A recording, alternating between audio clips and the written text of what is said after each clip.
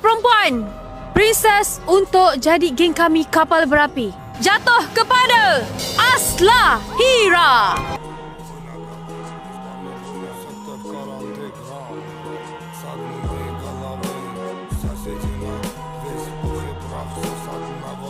Dan untuk Prince Mafia Kapal Berapi milik Harry Azrul.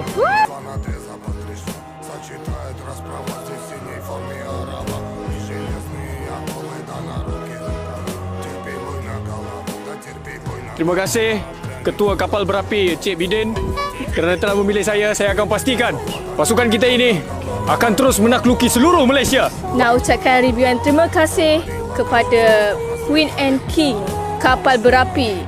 Saya akan pastikan korang takkan menyesal ambil saya sebagai princess, sebab lepas ni semua orang akan tabik dengan grup kita.